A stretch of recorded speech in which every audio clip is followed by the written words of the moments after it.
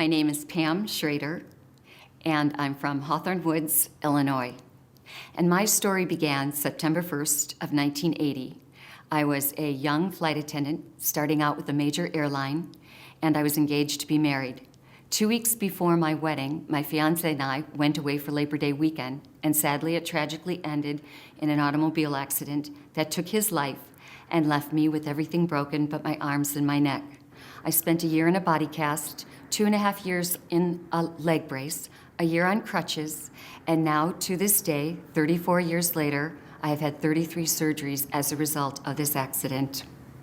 My name is Craig King, and my story began on July 15th, 1999, when I was diagnosed with osteogenic sarcoma, which is bone cancer, at age 17. And when I had that diagnosis, it changed my life. And throughout the next 10 months, I went through chemotherapy, almost lost my life twice. Dr. Eady performed a surgery where he was able to save my leg.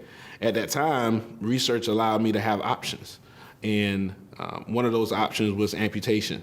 But being a 17-year-old kid, I wanted to keep my leg. And he said limb salvage was an option, and he performed the surgery in October of '99. And I haven't looked back since. Hi, my name is Jack. I was diagnosed with a rare form of dwarfism called myotrophic dysplasia. Well, before my back had a very severe scoliosis. It was like a 90 degree to right and like 180 degrees to left, so it was like a corkscrew. And it was just getting worse and worse as I got older. In first grade, I couldn't even say whole sentences without taking a breath. And we found out that there was only one specialist who had a procedure that could save my life. Hi, I'm Kim Zemsch. I'm very proud to be Jack's mother. And our journey started shortly after Jack was born. He had a very normal birth, but 3 months later, his hips weren't abducting, and they had us take some x-rays, and I found myself in a room with a lot of doctors telling me I had a very difficult and long journey ahead, and there were a lot of questions and not a lot of answers. But I knew that I was going to listen to Jack, and I was going to interview a lot of doctors and be comfortable with the situation and be an example of what a strong family we could be.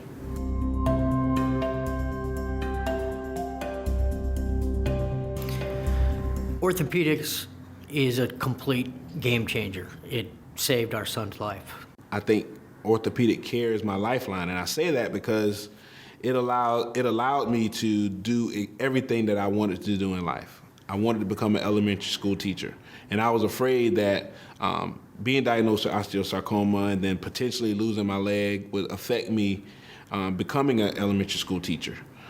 It allowed me to travel the United States of America and tell my story. It allowed me to be a consultant for education groups.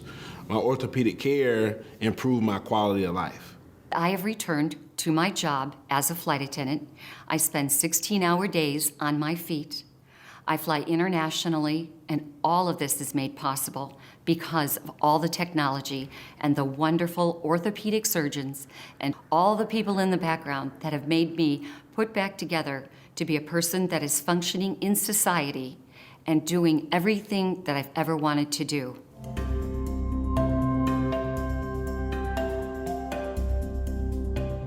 I think meeting with the legislators is very important. I think it's important to have a face-to-face. They can put a face to a story. I can come and tell my story, and they always seem very interested and very involved in what I have to say. Your story matters. Being able to relate your story and how your survival or your commitment to a cause increases your quality of life, and then increases the quality of life of those around you. Congress decides what funds get appropriated. They decide what receives attention on a national level, what funds are available, what funds are appropriated. So it's important that your story has ties to that. When a actual living, breathing person comes, approaches them, tells them the story that without their help and without them pushing for whether it's research into the genetic cause of a condition or support in healthcare reform, access to care, that there's a real living, breathing constituent that will be benefited. The relationship that I have with my doctor can be directly correlated to the relationship that you would have with a senator or representative, because that relationship with your doctor and yourself is really important, because you get to make decisions and you get to influence how treatment is offered and the different options that you may have. The same goes with your relationship with your House member or your Senate member. Being able to talk to them about what's important to you, whether it is in regards to healthcare or education, because building that relationship is not going to happen in one day. So continually building that relationship over time, I think, is something that's important to healthcare.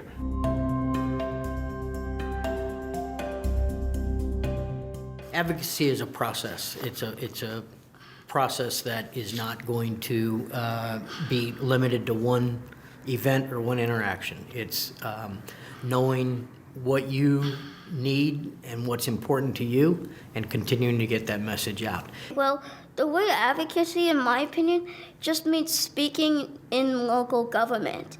It doesn't even have to be something big like I did with Congress. It can be something small, like just speaking out in your town meeting. But you should at least let people know about what you need and what other people with your condition need so that you can thrive. To me, advocacy means reaching out to others. It's knowledge. It's knowing what is out there and available to you. It's being involved. It's education.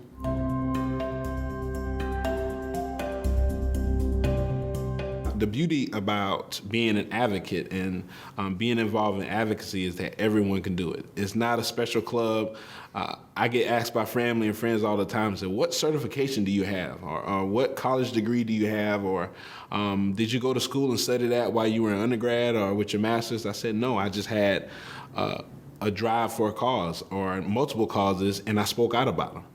I feel I have made a difference. I feel very fortunate that I've been given the opportunity and the platform to speak and tell my story. It also makes me feel that what happened to me in my life was not in vain, that eventually through all the years of all the surgery and the pain and the recovery period, that now I have a voice that allows me to speak out and let other people know there is hope. That you too, if you are suffering and are going through something difficult, you too can make a difference and have a voice. Your voice makes a difference. Your voice has impact on decision making. So don't be afraid to share your voice. Don't be afraid to share your story with all that are listening.